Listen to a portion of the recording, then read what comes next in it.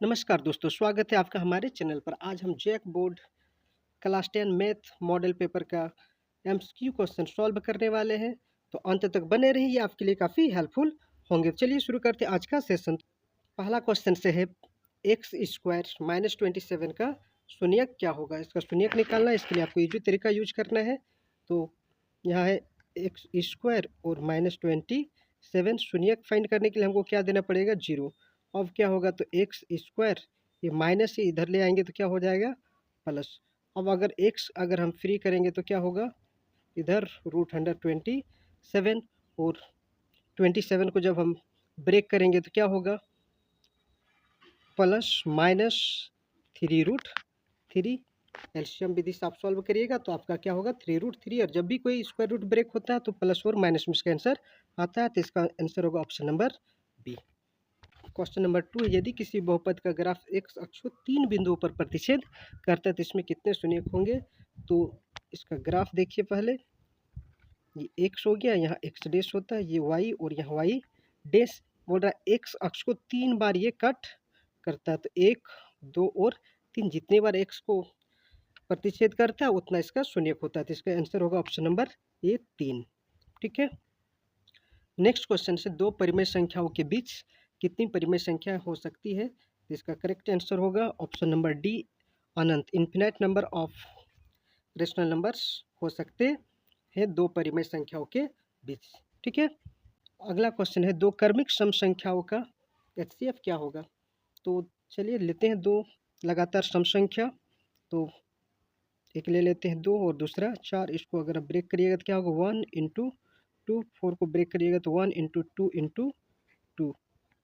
अब देखिए दोनों में कॉमन क्या है, तो ये एक हो गया और ये एक हो गया। तो इसका आंसर क्या होगा, 1 इंटू 2 इक्वल टू क्या हो गया, 2। तो इसका करेक्ट आंसर होगा ऑप्शन नंबर बी। अगला क्वेश्चन है, दो चरों एक्स और वाई में रैखिक समीकरण के कितने अधिकतम हल संभव है। तो इसका करेक्ट आंसर होगा अनगिनत, ऑप्शन नंबर सी। तो दोस्तों असंगत समीकरण युग्म द्वारा निरूपित रेखाएं क्या होती है, समांतर होती है। तो इसका करेक्ट आंसर होगा ऑप्शन नंबर बी। अगला क्वेश्चन है, एक्स स्क्वायर -3x + 2 = 0 का एक मूल फाइंड करना। तो इसको गुणनखंड विधि से आप सॉल्व कर सकते हैं। कैसे, तो देखिए यहाँ पर एक्स स्क्वायर है और फिर क्या है, -3x है और +2 है। इसको अगर हम ब्रेक करेंगे तो क्या होगा, एक्स स्क्वायर -x -2x और प्लस में क्या है 2। एक्स कॉमन ले लेते हैं, यहाँ क्या हो गया x और यहाँ -1। फिर यहाँ -2 कॉमन ले लेते हैं तो क्या होगा, x और ये प्लस माइनस माइनस, ये क्या हो गया 1 हो गया। अब देखिए बाहर में मेरे पास कितना हो गया, तो x -2 और अंदर में क्या हो गया, x -1। तो अगर हम करेंगे क्या होगा, x -2 = 0। तो x इक्वल टू मेरा क्या हो गया 2 और दूसरा क्या हो गया, x -1 = 0। तो x इक्वल टू क्या हो गया 1। अब देखिए मेरे पास दो सोल्यूशन है, लेकिन यहाँ पर क्या है, एक मूल फाइंड करना। अब देखिए दोनों में से कौन सा डिजिट यहाँ पर दिया हुआ है। तो देखिए ऑप्शन नंबर सी 2। ठीक है।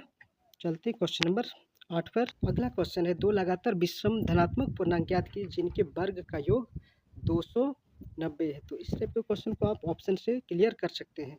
इसमें देखिए ऑप्शन नंबर डी को अगर हम चेक करते हैं तो क्या होगा, यहाँ 11 का स्क्वायर ले लेते हैं प्लस 13 का स्क्वायर। जैसे क्वेश्चन बोला गया तो 11 को 11 से स्क्वायर करेंगे 121, प्लस 13 को 13 से मल्टीपल करेंगे तो 169 और जोड़ देंगे तो कितना होगा 290। तो इसका करेक्ट आंसर होगा option number D. Next question है, निम्न में से कौन सा एपी में है, अर्थात समांतर श्रेणी में। जिसका कॉमन डिफरेंस सेम रहता है वो समांतर श्रेणी में आता है। तो अगर आप देखिएगा तो ऑप्शन नंबर ए का कॉमन डिफरेंस सेम नहीं होगा। बी में भी देखिएगा तो कॉमन डिफरेंस अलग अलग आ रहा है। हम सी चेक करके देखते हैं। तो सी में क्या कॉमन डिफरेंस निकालने का तरीका क्या होता है, A2 - 7। पहले प्रत्येक दूसरा को पहले से घटाया जाता है। तो यहाँ पर कितना है, तो -6 है और यहाँ माइनस और यहाँ माइनस कितना है 10 है। तो कितना हो गया, -6 और माइनस माइनस प्लस क्या हो गया 10। घटा देंगे तो कितना आएगा 4। फिर देखते हैं -2 को माइनस करते हैं किससे, -6 से, तो क्या हो गया -2 और माइनस माइनस प्लस 6, तो क्या हो गया यहाँ पर इसका भी 4 आ गया और इसको भी देखिएगा तो 4 आएगा, मतलब ऑप्शन नंबर सी इसका करेक्ट आंसर होगा। ठीक है, क्वेश्चन नंबर 10 है, 18वां पद निकालना है। तो देखिए इसका तरीका आसान से निकाला जा सकता है। प्रथम पद क्या है मेरे पास, a = 1 है और d क्या है, तो a2 - a1, इसका मतलब क्या है 4 और माइनस में 1 कितना हो गया 3। अब देखिए हमको 18 निकालना, तो सिंपल सा फॉर्मूला लगा दीजिए, a 18 = क्या होता है, तो a + 17 d। a मेरे पास 1 है और 17 और d का वैल्यू कितना आ गया, तो 3, तो 1 + 51, आंसर क्या हो गया 52। तो ऑप्शन नंबर सी। ठीक है दोस्तों, दो समरूप त्रिभुजों के क्षेत्रफल का अनुपात 16:9 है, तो उनकी संगत भुजाओं के अनुपात क्या होगा। ऐसे क्वेश्चन को आपको क्या करना है, इसका रूट फाइंड कर लेना है, आपका आंसर क्लियर हो जाएगा। जैसे 16 का स्क्वायर रूट इज टू 9 का स्क्वायर रूट, तो क्या होगा 16 का स्क्वायर रूट 4 और 9 का स्क्वायर रूट 3, तो 4:3 कौन सा ऑप्शन होगा, तो option number C. Next question है, समचतुर्भुज के विकर्ण 6 सेंटीमीटर और 8 सेंटीमीटर है, इसकी प्रत्येक भुजा की लंबाई क्या होगा। इसके लिए आप बहुत आसानी से इसको कैलकुलेट कर सकते हैं। इसके लिए हम पहले समचतुर्भुज का फिगर ड्रॉ कर लेते हैं और इस समचतुर्भुज के विकर्ण एक दूसरे को 90 डिग्री पर इंटरसेक्ट करता है और आपस में इक्वल होता है। तो 6 को हम पार्ट पार्ट में इसको बांट लेते हैं। 6 को यहाँ 3 लिख सकते हैं, यहाँ भी 3 लिख सकते हैं, यहाँ 4 और यहाँ पर 4। अब इसको अगर हमको निकालना है तो हम क्या करेंगे, पाइथागोरस का यूज करेंगे, तो क्या हो जाएगा √3 का स्क्वायर प्लस 4 का स्क्वायर, तो क्या हो गया 3 3 जा 9 और 4 4 जा 16, 25 हो गया। और इसका अगर स्क्वायर निकालेंगे तो कितना होगा 5। इसका करेक्ट आंसर होगा option number C. 13 number question है, दो अक्षों के प्रतिच्छेदी बिंदु को क्या कहा जाता है। तो इसका करेक्ट आंसर होगा मूल बिंदु, option number B. Next question है, y अक्ष से 5 इकाई युग्म और x अक्ष पर एक बिंदु P स्थित है, तो P का निर्देशांक ज्ञात करना है। तो इसके लिए हम मैपिंग के द्वारा इसको आसानी सॉल्व कर सकते हैं। ये मेरा जैसे हो गया x, यहाँ पर क्या हो गया x डैश, यहाँ y और यहाँ y डैश। बोलता है क्या कि y अक्ष से 5 इकाई युग्म और x अक्ष पर एक बिंदु P स्थित है। तो y अक्ष से 5 युग्म चलना, मान लीजिए यहाँ 1 2 3 4 5, ये y है, यहाँ से 5 युग्म चलेंगे तो मेरे पास कहाँ आएगा, यहाँ 5। और P पर स्थित है, बिंदु कहाँ पर स्थित है, ये P पर। तो चूंकि हम जानते हैं कि x अक्ष पर y क्या होता है, 0 होता है। x अक्ष पर y क्या होता है, 0 होता है। तो यहाँ पर क्या हो गया y 0, तो P का वैल्यू क्या निकल गया 5 और 0, ऑप्शन नंबर ए। अगला है, यदि sin 3a = 4/3 है तो कोसेक a का वैल्यू क्या होगा। बहुत आसान है, साइन का अपोजिट क्या होता है, कोसेक होता है।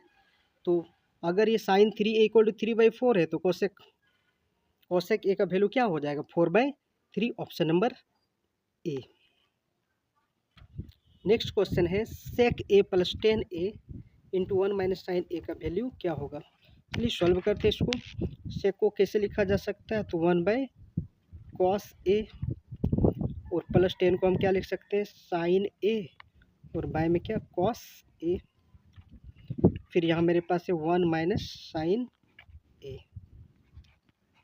ठीक है, अब क्या होगा, एलसीएम अगर करेंगे, ऐड करेंगे तो क्या होगा, यहाँ पर cos a, ये बिल्कुल एज इट इज लिखा जाएगा 1 + sin a और फिर यहाँ पर मेरे पास क्या 1 - sin a।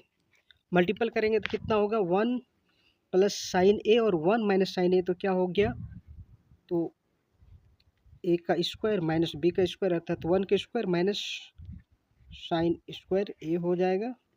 और यहाँ पर हो जाएगा क्या, कॉस ए। ठीक है, अब 1 माइनस साइन स्क्वायर ए का वैल्यू क्या होता है, तो कॉस स्क्वायर ए, और नीचे मेरे पास क्या है, कॉस ए। अब कॉस कॉस क्या हो गया, कट गया, तो मेरे पास क्या बचा, कॉस। तो इसका करेक्ट आंसर होगा कॉस ए। ठीक है, क्वेश्चन नंबर 17, यदि 10 इक्वल टू √3 तो ए का मान क्या होगा।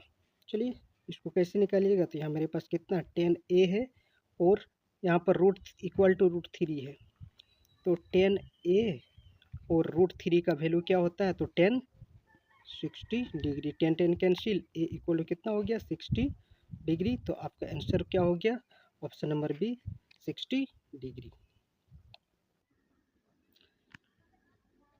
क्वेश्चन नंबर 18 है, जब किसी सीधे खड़े खंभों और ऊंचाई बराबर हो तो सूर्य का उन्नयन कोण का मान क्या होगा। तो ये डायरेक्ट क्वेश्चन दोस्तों, तो इसका करेक्ट आंसर होगा option number B 45 degree. Question number 19 है, अर्धवृत्त का कोण कितने डिग्री का होता है। तो दोस्तों अर्धवृत्त का कोण जो है 90 डिग्री का होता है। इसका करेक्ट आंसर होगा option number D. Next question है, यदि दो वृत्तों के केंद्र के मध्य दूरी उनकी त्रिज्या के योग के तुल्य हो तो उनकी उभयनिष्ठ स्पर्श रेखाओं की संख्या क्या होगी। तो इसका करेक्ट आंसर होगा क्या, तो चलिए इसको मैपिंग के द्वारा देखते हैं। ये मेरे पास दो वृत्त है ना, तो स्पर्श कितनी रेखाएं खींची जा सकती, तो एक मेरे पास ये हो गया और यहाँ से दूसरा और यहाँ से तीसरा। तो करेक्ट आंसर क्या होगा, ऑप्शन नंबर 3। नेक्स्ट क्वेश्चन है, वृत्त के केंद्र से समदूरस्थ जीवाएं आपस में क्या होती है। तो इसका करेक्ट आंसर होगा ऑप्शन नंबर बी समान। ये डायरेक्ट क्वेश्चन है दोस्तों। नेक्स्ट क्वेश्चन है, दो गोलों का आयतन 8:27 है तो उनके पृष्ठीय क्षेत्रफल का अनुपात क्या होगा। तो आप इसको बहुत आसानी से निकाल सकते हैं। इस टाइप को क्वेश्चन को आप क्यूब रूट ले लीजिएगा, आपका आंसर क्लियर हो जाएगा। तो देखिए क्या करना है, यहाँ पर cube root 8 is to cube root 27, तो क्या होगा यहाँ पर 2:3, ये आपका आंसर हो जाएगा ऑप्शन नंबर ए।